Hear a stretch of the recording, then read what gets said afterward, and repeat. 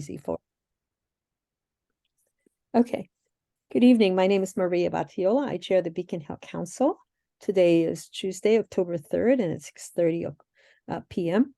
So let's just do a hello, welcome, hello neighbor, and go around the room and tell us how you doing with the back to school and the fall coming in.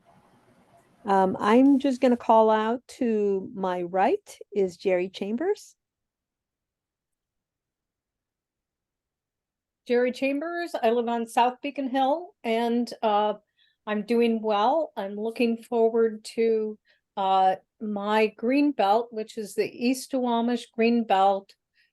Chicago Street is going to be a site for Green Seattle Day on November 4th. I think we may have a meeting before then, but anybody that wants to plant things, we'd love the help. We were able to have like 25 people. So it's a sweet little space, and I have wonderful volunteers. And you want to call out the next person, please? I would go with AJ is the next one over from me. Hi, good evening. AJ McClure. I'm with the Port of Seattle. So I'm fairly new in my role. I started about a month and a half ago. And I primarily work in South King County, working with the cities down and around the airport. So I'm based at the airport at SCA. And prior to that, I spent the last 12 years working in South King County as the executive director of an organization called Global to Local, which is based out in SeaTac. And then prior to that, working at King County Public Health. So happy to be here. This is my first meeting here at the Beacon Hill Community Council. So thanks for having me. AJ, what's your role at the Port? So I'm a senior manager of community engagement. So I work mostly, again, with the South King County communities. So I manage a team with the South King County Community Impact Fund. So where we fund a lot of the organizations down in South King and airport impacted communities. And I'll pass it to Kalia.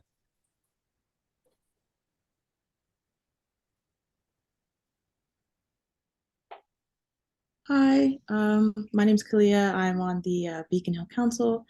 I live up in North Beacon Hill.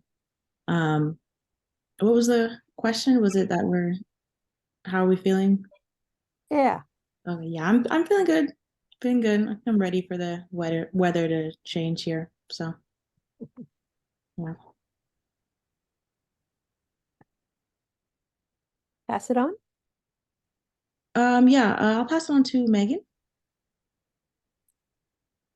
Megan, I'm on the Beacon Hill Council as well. And yeah, I'm also working on embracing fall. So I made pumpkin ravioli last week. So it's very good. Cliff.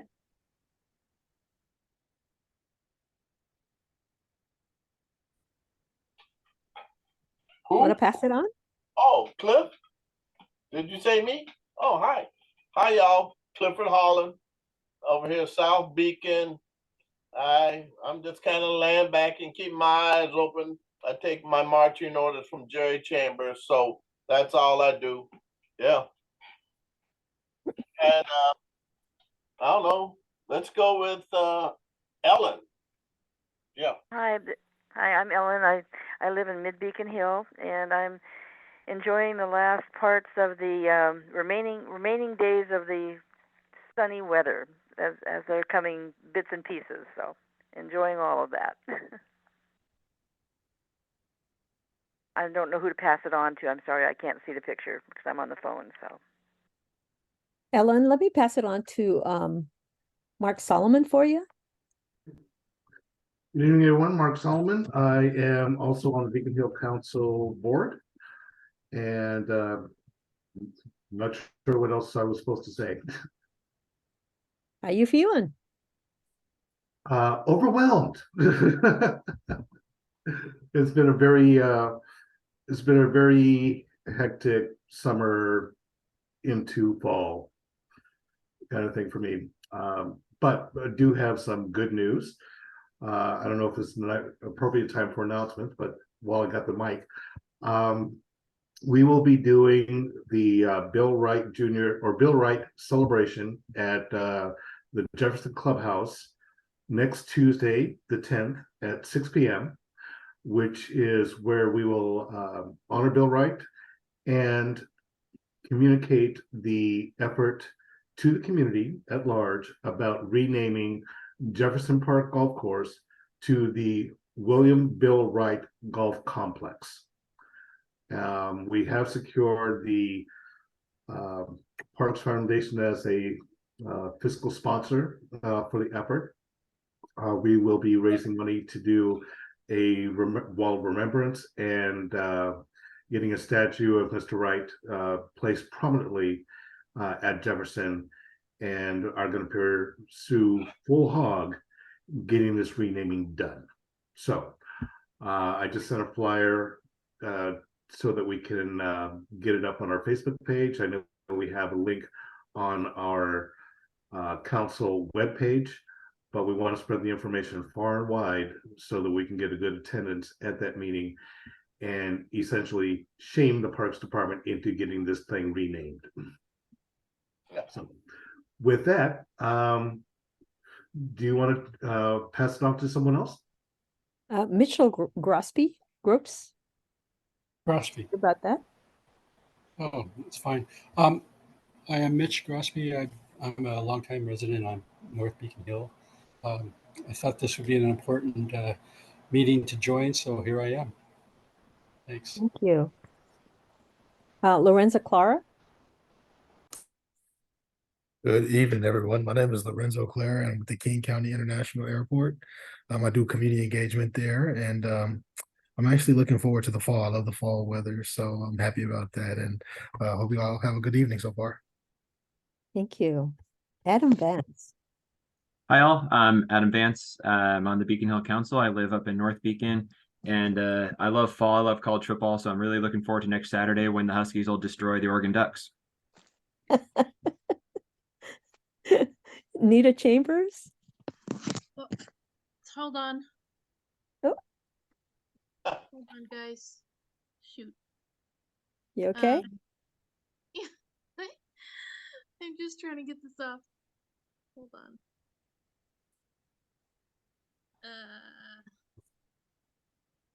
Okay, can you guys hear me? Yeah. Yes.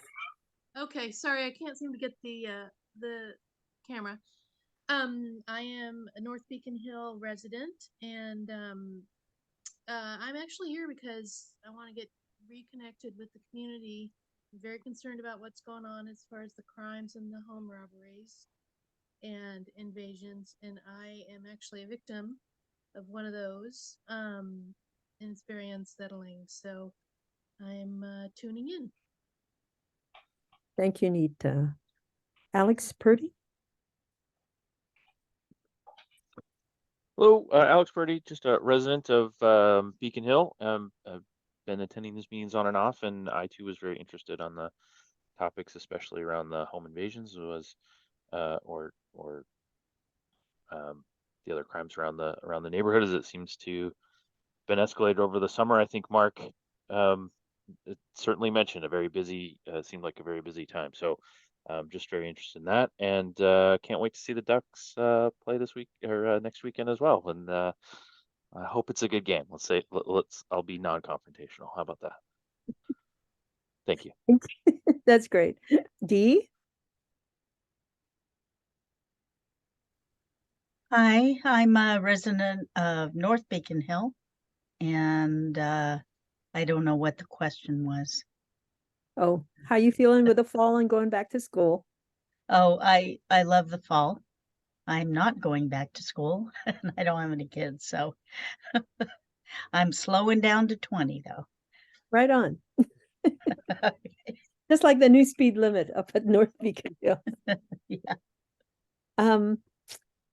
I have let's see, initial CK.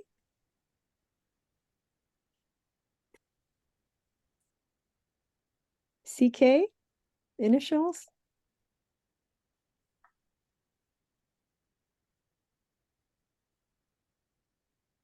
Okay, we'll move on to Roberta. I'm sorry, what was the question? Oh, the question was, how you feeling with the fall coming and back to school?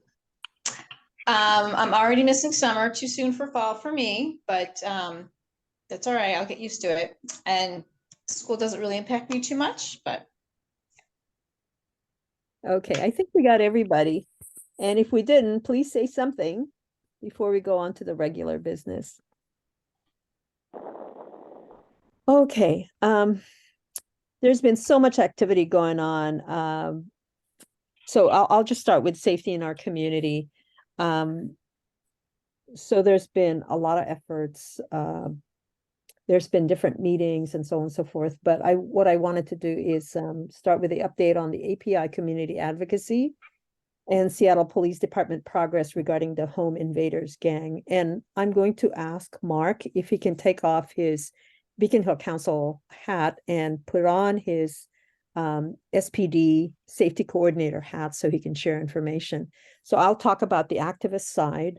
I am a political co-chair for Filipino American Political Action Group of Washington, and we partnered with 3 other Asian civil rights organizations: Japanese American Citizens League, Organization of Chinese Americans, and Chinese American Civic Alliance. And we wrote to the mayor, to Councilmember Morales, and to the city attorney to basically outline all the things that have been happening and to say to them, hey, you have to make a public statement, get multilingual trainings out.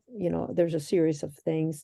And the mayor hadn't responded to us, but the captain of Ron Brown, who is with our South Precinct, certainly was responsive by coming to our meeting. And then the West Precinct captain, Captain Strand, also responded, and I've had communications with him. And he basically was saying, this is unofficial, but it looks like we'll be able to make the arrest. So they were able to arrest the so-called gang of invaders, and we thought things were fine. And then there was another home invasion. From the community side, Beacon Hill Council, we voted to have safety trainings. So Megan, who's on our call, has scheduled, I'm sorry, I'm running ahead.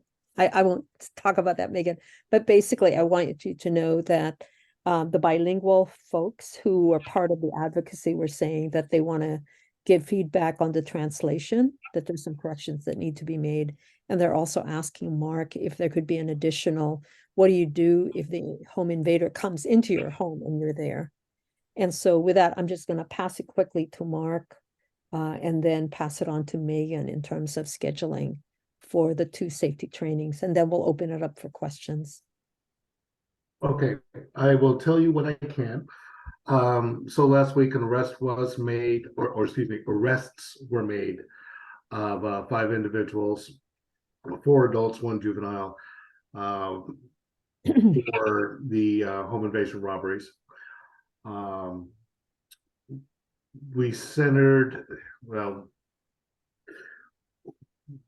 there was a house of concern in the Rainierview neighborhood where we got a couple of the guys, and then we got a couple more at a different address, and we had got somebody else, I believe, in Lakewood. So 5 arrests were made. That's good news. Bad news is that Sunday night we did have or Sunday afternoon rather, we did have another home invasion that occurred. Not sure if these guys that did the home invasion on Sunday were related to the ones who did the previous ones. There has been speculation that there may have been some copycats out there. So just because we arrested one crew doesn't mean we got everybody. As a result of these home invasions, we have done a number of safety meetings. The most recent one I did was a couple of Thursdays ago that was sponsored by the Chinese Information and Services Center. And as you'll hear, the Beacon Hill Council is facilitating 2 additional sessions, I believe Mid Beacon Hill and South Beacon Hill, I recall, for October and November. all the sessions that I've done so far have been translated. I did one for the senior Vietnamese lunch at New Holly a few weeks back, where we had Vietnamese interpretation, and the one we did for CISC was translated into Chinese. I am aware that some of the printed materials that we have in other languages do have some errors, and one of the interpreters pointed that out to me when I did a session for folks down at Samaki Commons about a month or so ago, and brought that back to my folks to see if we can get those things updated to basically corrected. So we are aware that there are some issues with some of the translated materials and are working to get that corrected.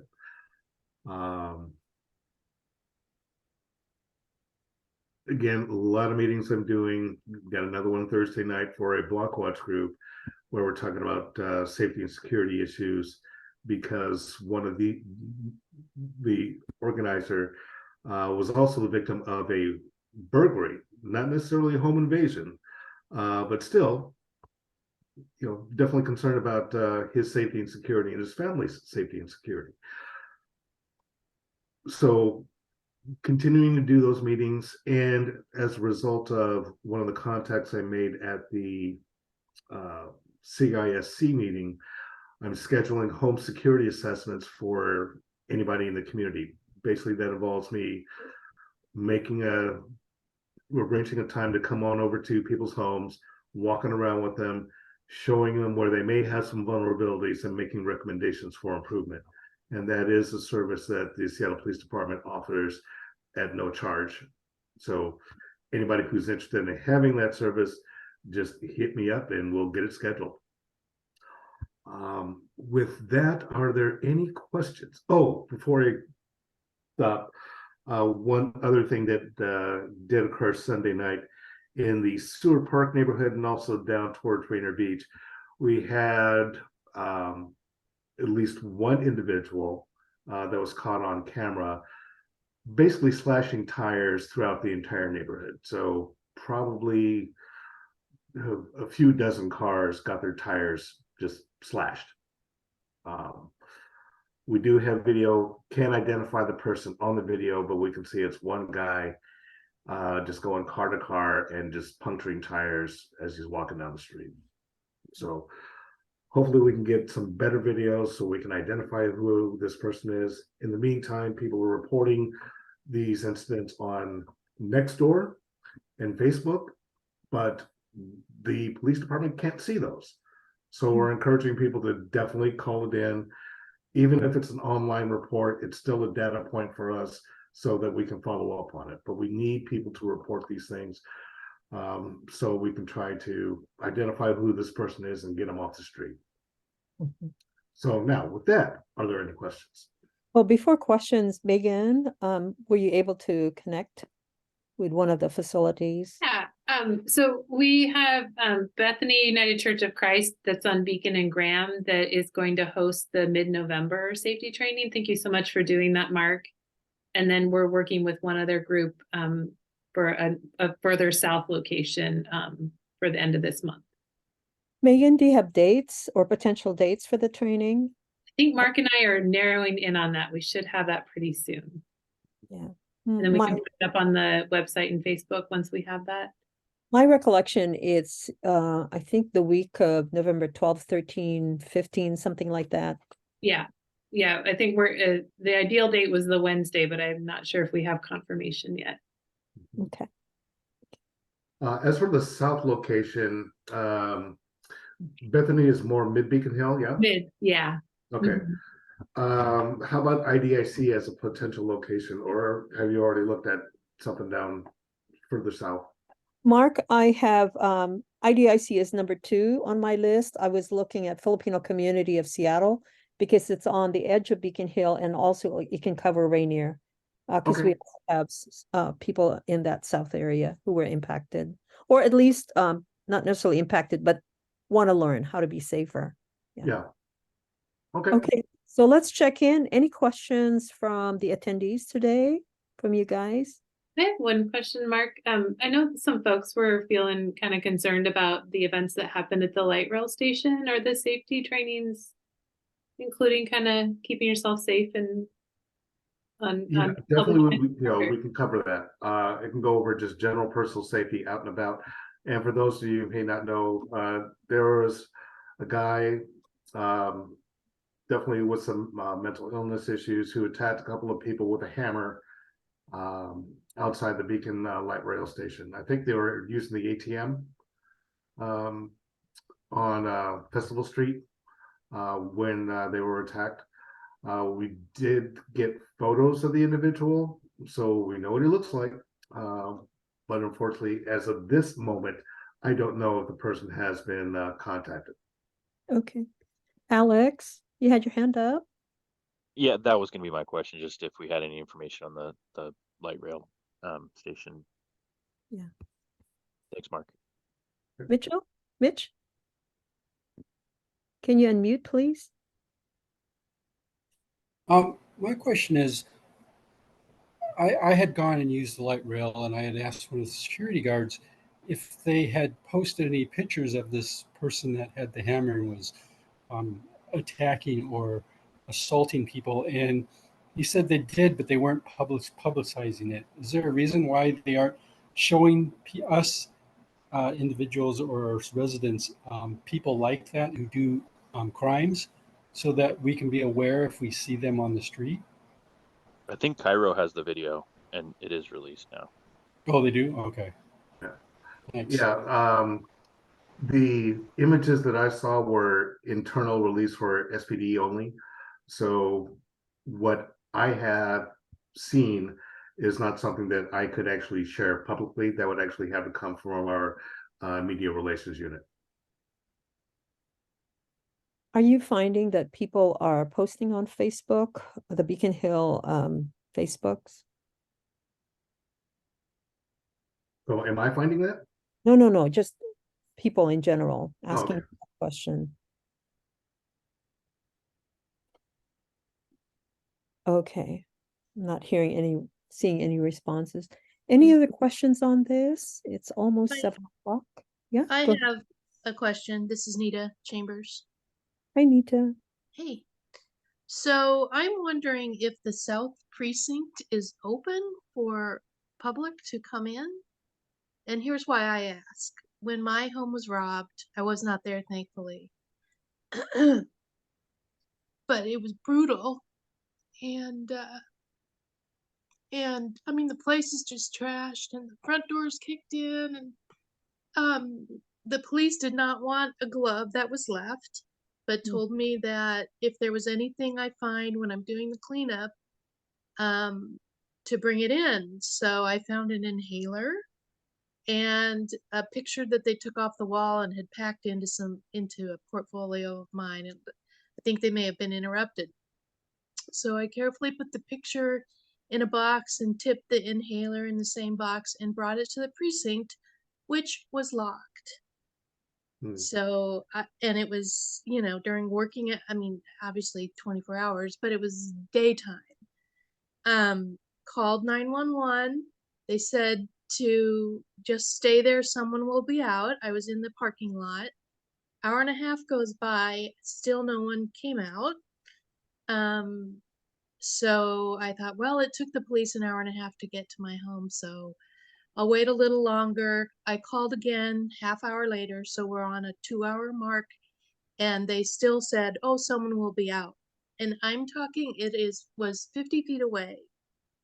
So what do we do if we have things we feel that may be important that were left behind, or I mean, I feel like I feel like it's the wild, wild west. I mean, these thieves know that they can be sloppy, and I mean, no one came out of the building to pick up this evidence, and so I'm wondering, what's your advice on this sort of thing if we have something to turn in?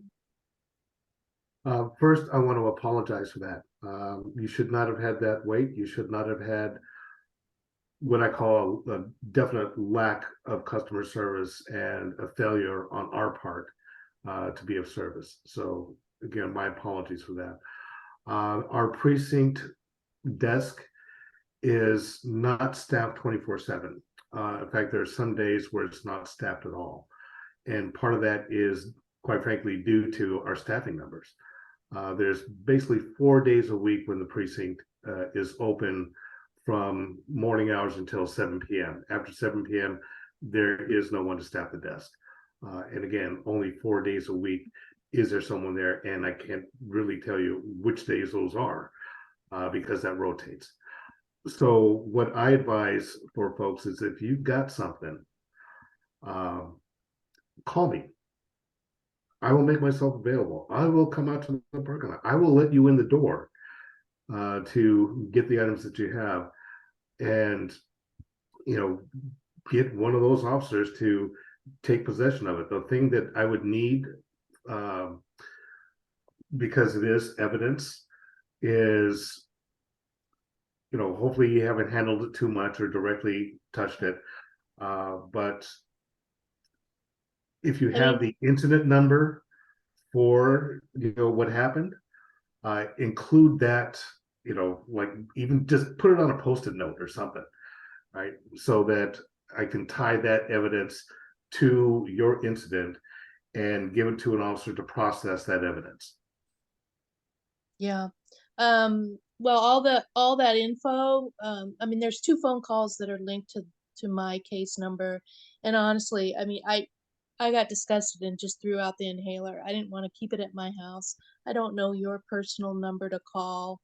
I'll put it in the chat. Okay. Yeah. And we're very concerned that that latest invasion was right on my block. That was the Sunday invasion on 20th. Luckily, no one was harmed. No. So I hear. Okay, well, thank you. Right.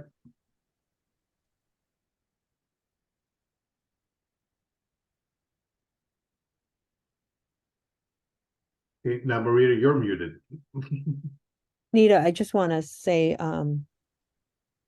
again, sorry for what's happened to you, but I'm glad you joined us, because this is one way we want to reclaim our power by learning how to be better safe. And Mark put his phone number and his email in the chat box.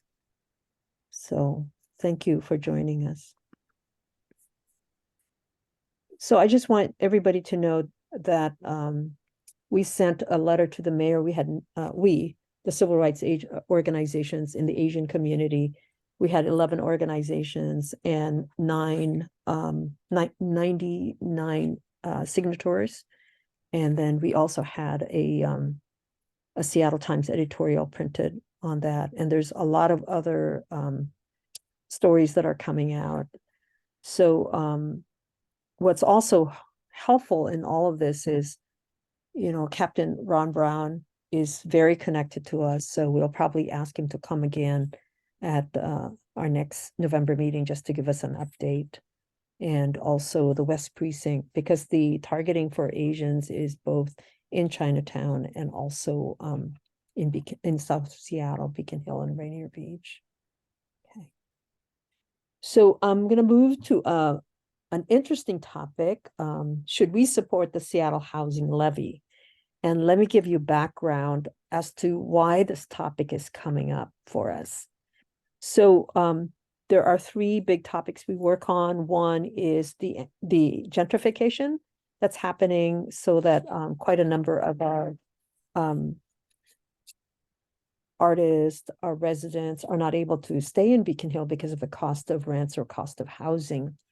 And so we did a survey, and we worked on a project which was funded by the city to figure out what is the anti-displacement. And we were able to narrow through 300 people that we surveyed that it's not the affordable range of average middle income at 80% and up. It's from 30 to 60% that people were looking for housing because below that you can get public housing. And that they were also wanting housing that has larger units because people will either share housing with other single folks or they have larger families. So what I wanted to do is present to you the Seattle Housing Levy, which is going to be on the ballot, and ask if the community wants us to support this. And the way we would support it is we would write, put together an article and have it published in South Emerald that basically says, this is an issue we're concerned with it, our survey, and we were able to identify, and this looks like it's going to help target the lower income folks. So if I may, I'm going to put up on the, let me just share screen.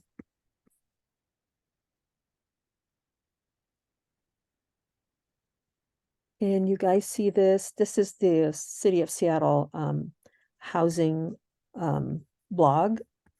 And the housing levy, basically, it's a renewable. They finished the last cycle. So they're going to, let me get to the, there you go. And I'm going to go to the goals of the housing levy. So you're talking about a 7-year levy from 2024 to 2030, and the total amount it will be collecting is 970 million. And what it wants to do is 707 million is to preserve 3,516 affordable apartments. So preserving that would mean that they're fixing it so that people who are on supportive housing for seniors, for folks exiting homelessness, and what we call working families.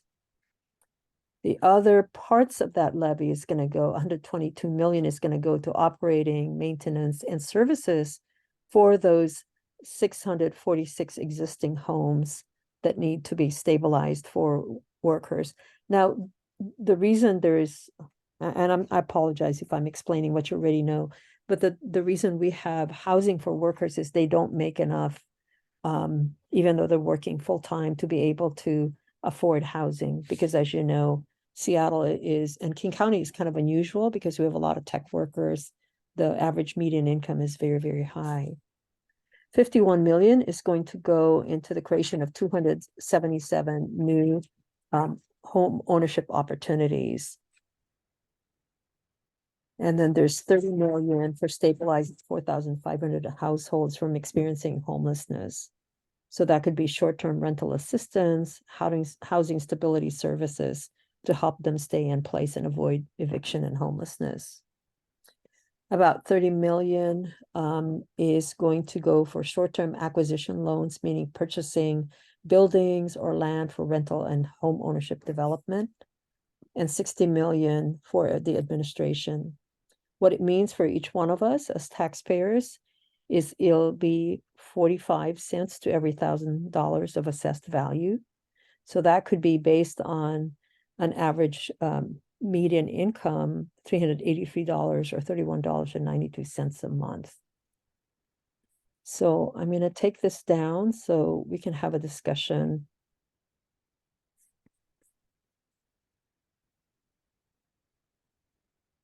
There you go. As to why this is important for us to give voice that we support it. So any questions or any thoughts about supporting the housing levy?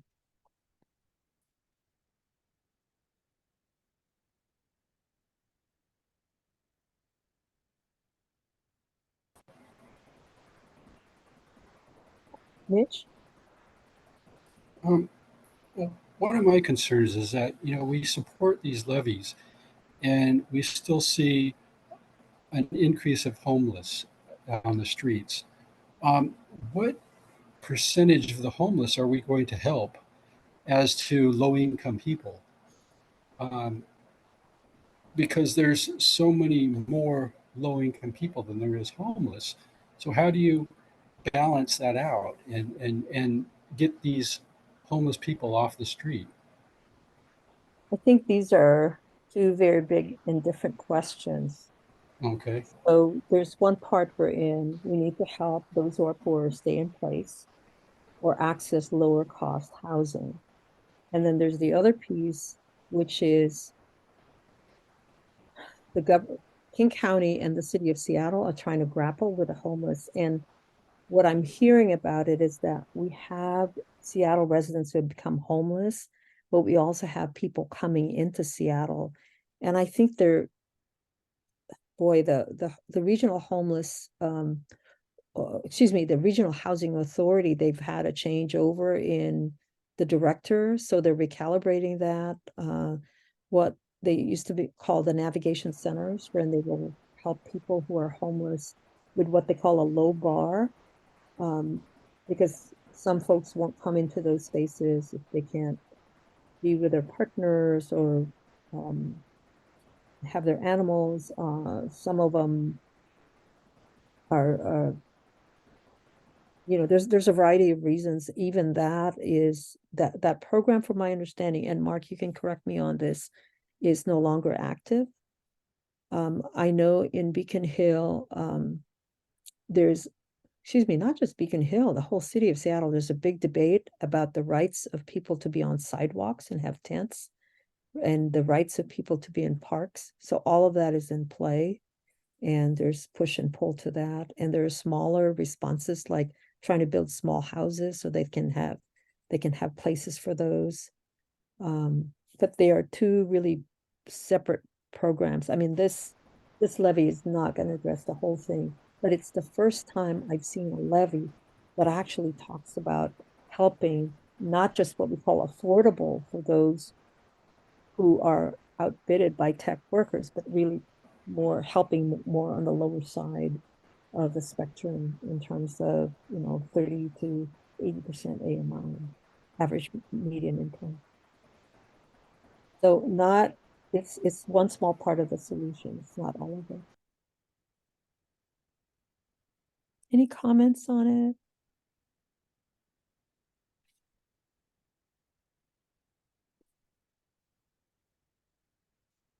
Jerry, go ahead, please.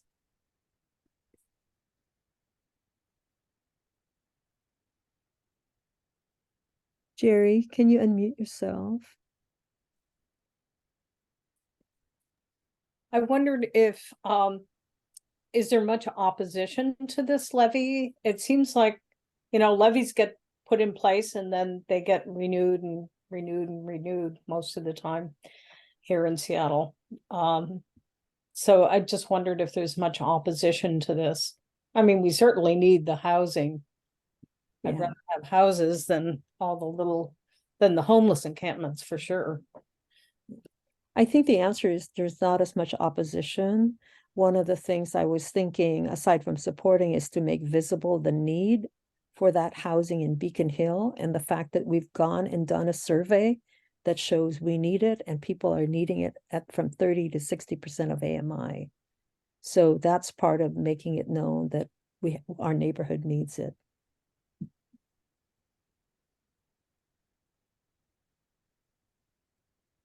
But we don't know. Times are getting tougher. So the old Seattle approves levies right and left may not be a reality. I really don't know.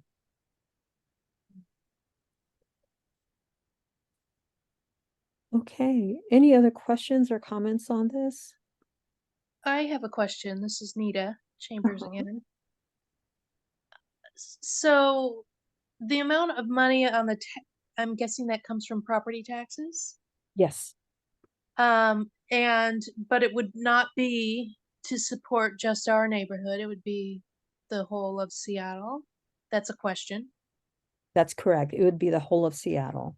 And so, pardon my ignorance on this topic, but how much of our tax dollars is currently being spent on trying to, solve this problem and these concerns? And if it hasn't been spent well enough or managed well enough, my concern is that we just add more for ill management it's a huge problem and it's such a hard thing to solve, but are we just adding more money to a pot that isn't is going down the same path, and you know, very few are helped. So I'll share with you the pieces I know. The pieces I know is that the South Seattle is considered vulnerable communities because we have more of the lower income and people of color than the other parts of the city. So given that there was this, again, my observation of this levy, it's really targeted for lower income. How it gets distributed, because we also have low income seniors and so forth in other places of the city, that part I don't know. But what I do know is that because the city of Seattle has a race and social justice program, they do a lot of equity initiatives within Duwamish, Beacon Hill, and Rainier Valley. Okay. Thank you. You're welcome. Any other questions? So I'm not hearing a strong support for it from the discussions. And I just want to confirm that.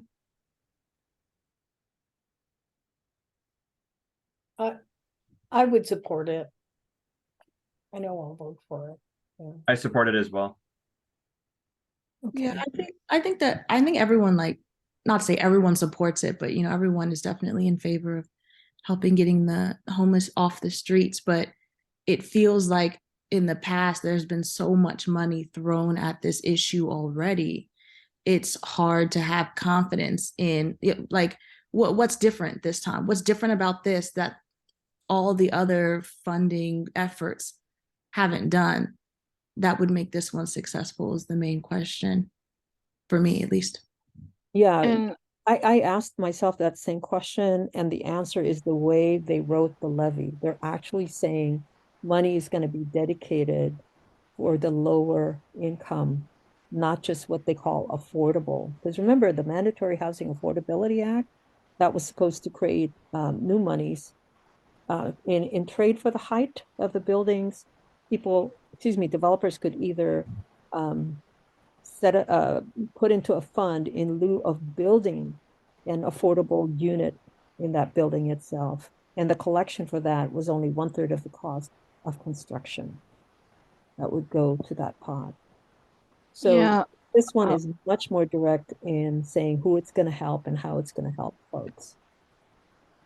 Maria, I think I needed more research on this because I know our last levy was 290 million from voted passed in August 2016. Now it's 970 million. Yeah. So I think this is a pretty heavy topic to just vote on it. I don't, you know, so I think I would like to recommend we put a sidebar or something on this. Well, what I would recommend is that the council do the research because we have a very small window. If we're going to support it, we'll put out an article so we can also put out the needs of Beacon Hill. It has to happen within this small window because the ballots are going to be dropping already. So the other thing is the 970 million is over 7-year period. Mitch? Do we know what percentage would actually come to Beacon Hill? No, we don't. From that levy? We don't. You know, my concern is that the other parts of the city are more stronger than Beacon Hill financially, and that they would get more pull for this money. Would that be correct, or no? Am I just assuming? Okay. No, it won't be. The other thing that I'm realizing is why I have more trust in this is because the new director of housing comes from community. Her name is Michael Winkler Chin. She served as the director of the Seattle Chinatown Public Development Authority, which is a housing developer. And in Chinatown, most of the housing that's developed prior to this MHA housing is low income. So that's her background. Okay. I think we've gone as far as we can in terms of talking about this. So our discussion will inform the Beacon Hill Council meeting later on. The next set of information that we want to give you an update on is the aircraft air and noise pollution updates. Megan, would you like to give us an update on, there's a, we are surrounded, we get airplanes over from SeaTac, but we also get some from King County International Airport. So Megan, can you please give us a briefing on the county ordinance? Yeah, and if I get anything incorrect, please correct me. So there's an ordinance that the King County International Airport Coalition is trying to pass. It would be an amendment that would allow essentially more community voice for the airport, and it would create another subcommittee. There were two. I testified on behalf of Beacon Hill 2 times in the past month. The first one, there was a lot of opposition, especially from aviation folks. And the second one we did last week downtown at the courthouse, and pretty much everyone who testified was really in support, especially wanting community to be able to speak to the health impacts and to have a robust voice in that area. Maria, is there anything I omitted? I think that's it. So the community coalition for that, they're like Georgetown. There are 3 sites within the Duwamish area that they're fighting for because they're right next to the King County International Airport, and there's health and environmental concerns. So what they were trying to do is to get more voice, and they needed a King County ordinance to legitimize them. So the compromise was to have them as a subcommittee of the roundtable, which is usually the airport roundtable. And the kind of resistance they were getting was pretty big. Some of the folks who did not want the community to have more of a voice actually had a national campaign. So about 1,000 pilots sent in letters saying they don't want this. So they're on an uphill battle. But what it would do is the first argument that they have is they're already a Superfund site. So whatever additional pollution, like the expansion of the airport, moving the runway towards the northeast corner, which would emit more pollution to the neighbors in that area. So they're very concerned and want to figure out a way to work with the airport to make it happen. So there's going to be a vote, I think, for the full council, Megan. Yeah, I believe so, and I'm not quite sure when that is. Yeah, I will say it was interesting to testify while people were virtually testifying. Some of the council members were talking and laughing while people were testifying, which felt concerning. Like I wasn't sure that they were actually hearing what people were contributing. So it's really good for us to have people there in person when we can, to see how things are unfolding. Yeah. Okay, along the aviation lines, I'm going to give you an update from the legislature. So we have been talking about aviation needs increase, going from 46 or 47 million passengers to 66 million, doubling international flights and tripling of air cargo. So the legislature had established CAC, Commercial Aviation Coordinating Commission, and their job was to identify 9 sites and for this year report back to the legislature to identify 1 site. But what had happened was the last 3 sites they identified in Pierce County and in Thurston, both counties said, no, we don't want that. So the bill that I was paying attention to and commenting on was a bill to what we call sunset, because they can't successfully accomplish their mission. So they were put to to sunset, meaning they no longer exist. And then there was a new work group that was going to be established. And that study group, they were assigned that they would either recommend a new airport or expansion of an airport or both. And so the comments that I send in during the legislative session on behalf of Beacon Hill Council is the fact that we need the full transportation capacity to be studied. Otherwise, it's an automatic additional harm for us if there's no other options that are put on the table.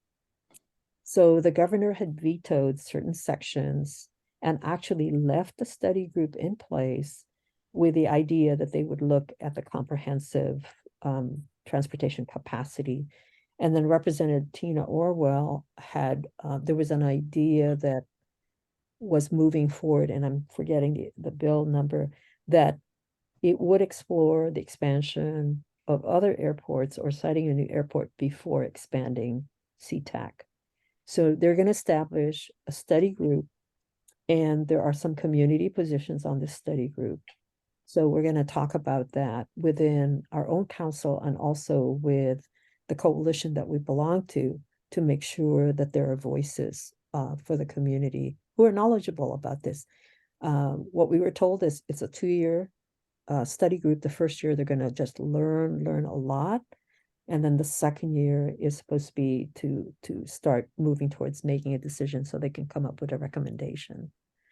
So I'm just going to pause. AJ, I didn't realize you would be with us. If you want to comment on this, you're more than welcome.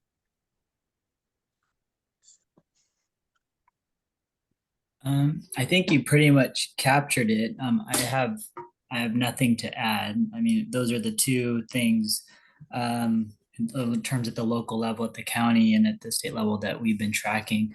Again, I've been here for about 6 weeks, so I've been trying to consume as much as I can, but based on the conversations I've been a part of in terms of some of the legislation that's happening locally and statewide, those are the two that are the most relevant to what's happening here at Beacon Hill. Okay. The other thing that I wanted to give you an update on is there's a SeaTac Airport South Seattle roundtable that Andres Mantilla is facilitating.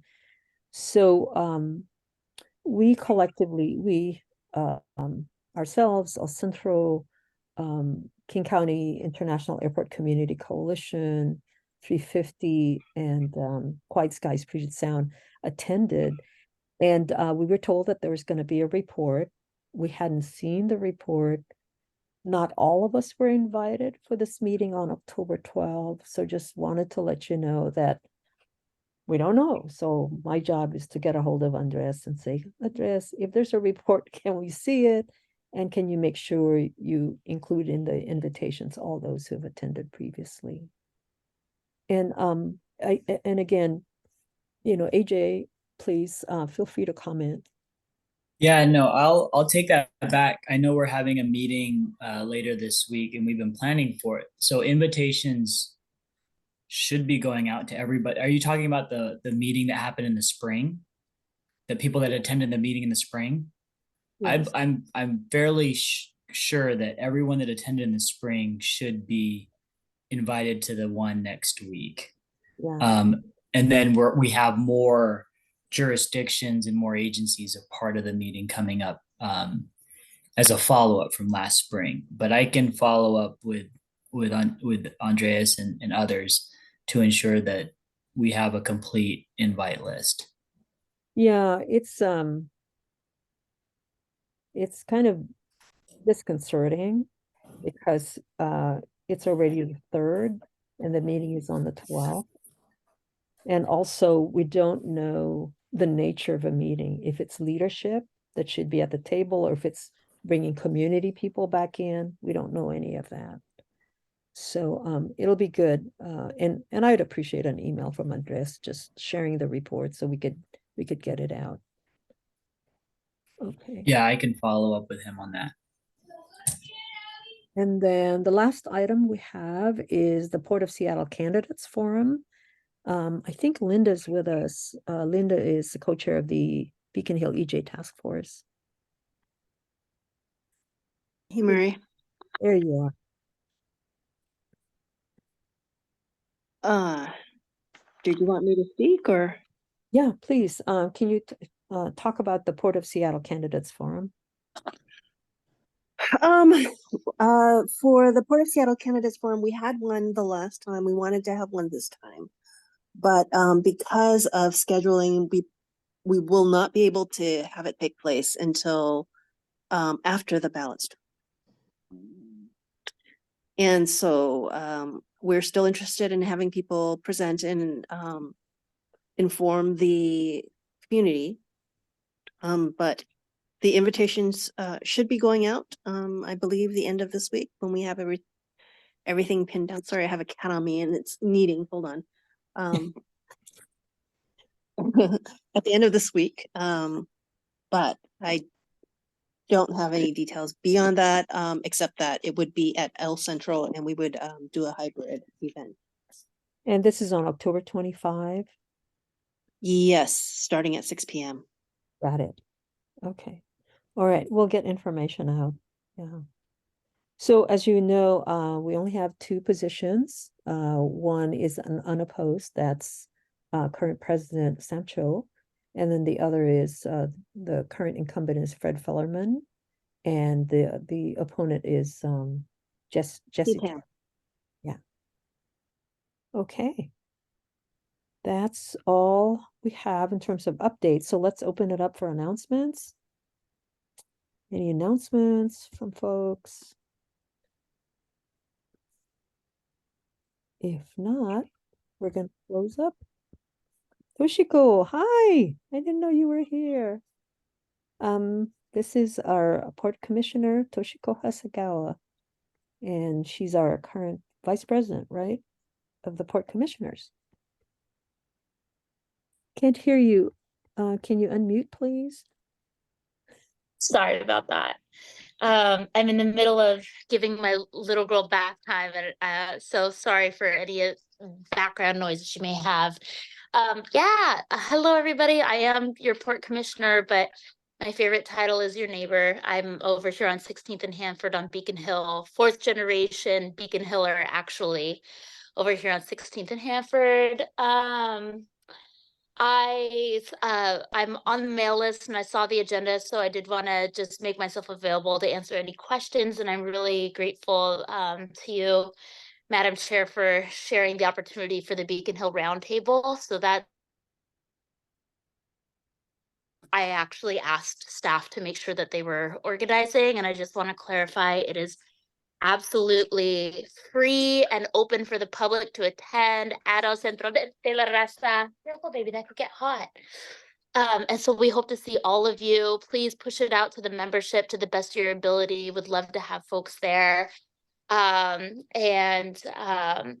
noted the what you said about the report, Auntie Maria. So I'm checking in with staff later this week, and I'll be sure to raise that for you to make sure you've got the information that you need ahead of the meeting, and then additional information coming from Andres just about what we can all expect out of the meeting. So Andres is an independent third party that we've retained to be able to help us with some of this sort of work. So yes, you are playing with the faucet, aren't you? The other thing I wanted to just add about that task force, the statewide task force on that was assessing potential locations for an additional airport in Washington State, is that there actually was one port that volunteered itself for the airport in Yakima. But you know, the bulk of the transportation need for travel is between Snohomish, King, and Pierce counties. And there doesn't exist like a ground infrastructure system to get folks to Yakima that would meet the need for demand for travel in a single day.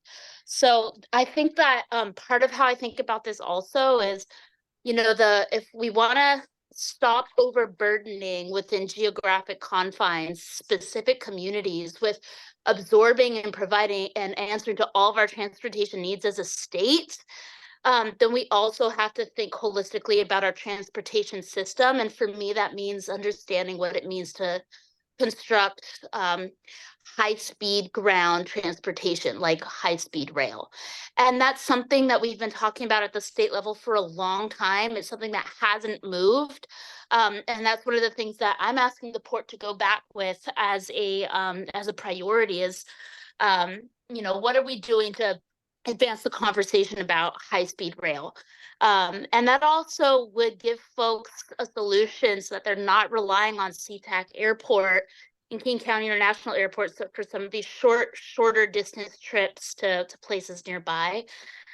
The other thing to note about the previous study was that it actually excluded JBLM as a possible site because we're not allowed technically to share any ground space or airspace with JBLM. But we also know that Pierce County has a significant need. And so if we didn't just automatically exclude that, then how do you get to yes? And providing an option in Pierce County so that we're not overburdening King County. So that's one of the things that I'm going to be looking for in the work of the new group here in the coming years. So looking forward to staying tuned and staying engaged in part of the conversation. Thank you again for allowing me to take up so much space here at the end of the meeting. Actually, we're really happy you're here. Kalia has a question. Go ahead. No, it was just another announcement. Oh, okay. Well, Yeah. let me ask Commissioner Hasegawa a couple of things then. What's the implication for the port service expansion that we're going to SAMP for next year? Is SAMP still going to drop then?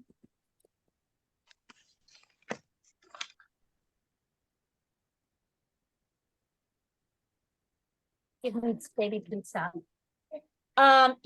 can come back and talk about SAMP at another time, or we can have the port give a more robust.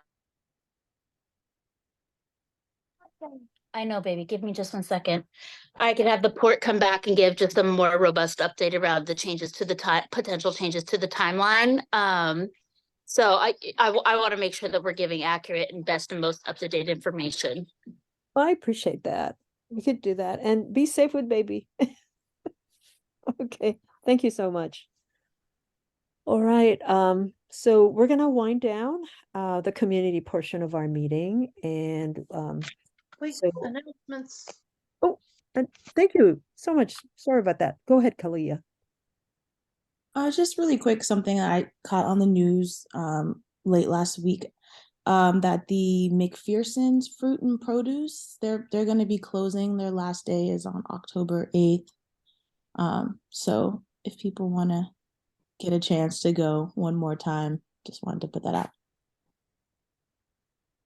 Yeah, another beloved institution closing. Yeah. Yeah, they're all closing. Well, that Mutual Fish just closed, been there for, I don't know, 50, 60 years. McPherson is shutting down, I think at the end of the week. Elias, he used to work for me at Safeway, and so I went up there and talked to him. Still hoping that they can get a buyer, but nothing as of when I talked to him a couple days ago. So, and I'm just scared that the way Bartell's is closed, Rite Aid is closing Bartell's. No telling what's going to happen with the one down there on Rainier and McClellan. So anyway, yeah. This is and the South End is being affected pretty hard by these closures. So yeah.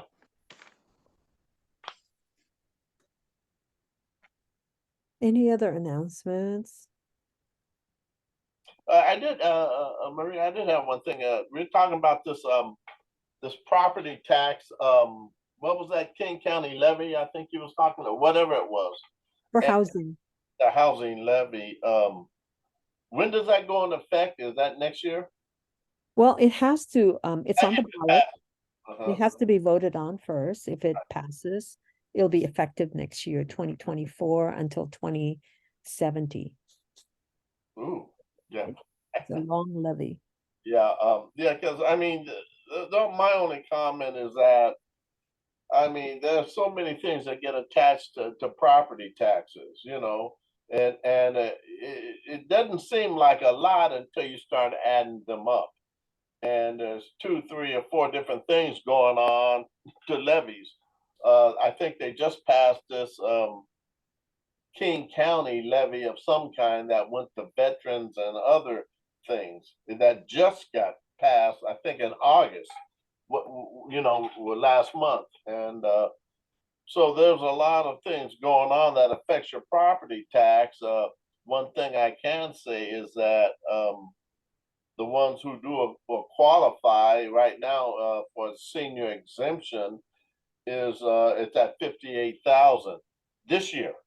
But then next year, come 2024, it's going up to 74,000.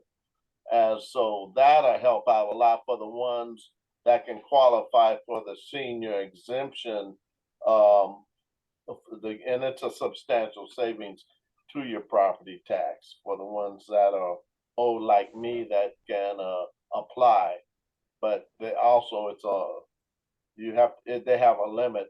58,000, that was pretty tough. $74,000 a year, the disposable income, including your social security and everything else that's taxable.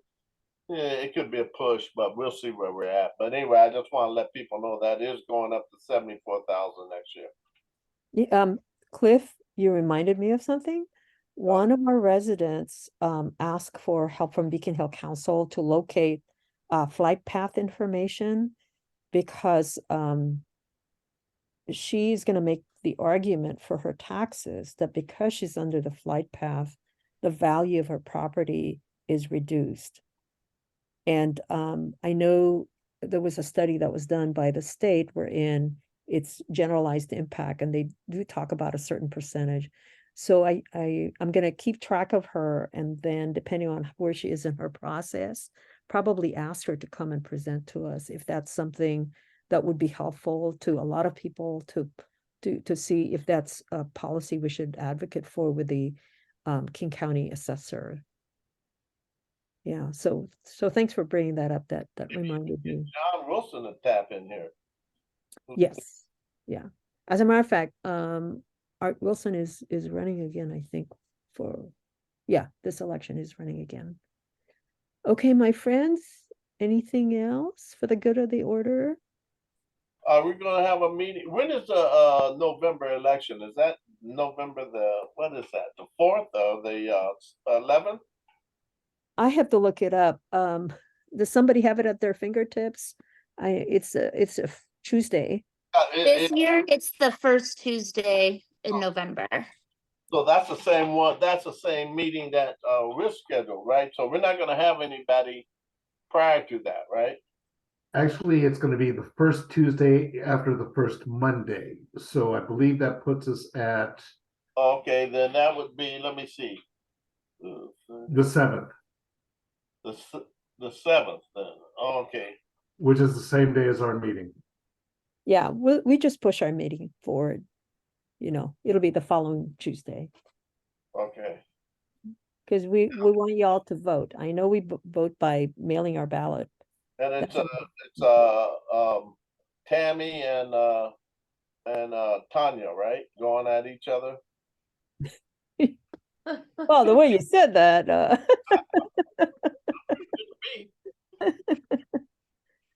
Well, wasn't that Tammy? Is it Tanya Wu? Is that her name, Tanya Wu? Yes. Was she at that meeting at Benefit? She was at that meeting at Benefit Park, right?